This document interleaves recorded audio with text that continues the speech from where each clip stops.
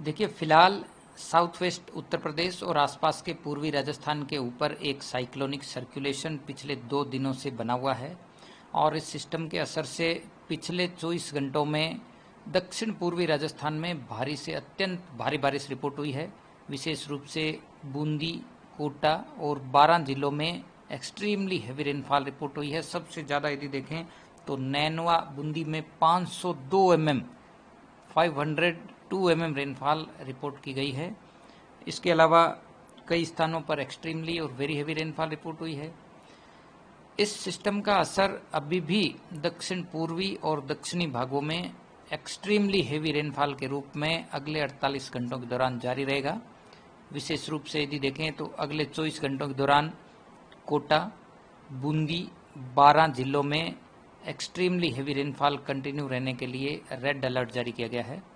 इसके अलावा जो आसपास के ज़िले हैं, खासकर सवाई माधोपुर, भीलवाड़ा, वहीं झालावाड़ और जो लगने वाले जो ज़िले हैं टोंक वगैरह, तो इनमें भी वेरी हेवी रेनफॉल के लिए ऑरेंज अलर्ट जारी किया गया है। तो कुल मिलाकर के फिलहाल जो एक्सट्रीमली हेवी रेनफॉल का जो दौर चल रहा है ये साउथ ईस्ट राजस्थान में अगले 48 घंटों तक जारी रहेगा। इसके बाद ये जो भारी बारिश का जो सिस्टम है धीरे धीरे पश्चिम यानी साउथ वेस्ट राजस्थान की तरफ शिफ्ट होगा।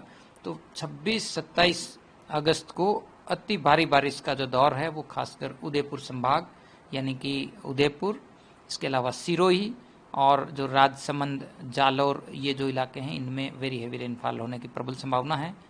इसके अलावा यदि देखें तो फिलहाल उत्तर पश्चिमी बंगाल की खाड़ी में यानी गंगेटिक वेस्ट बंगाल के ऊपर एक लो प्रेशर बना हुआ है।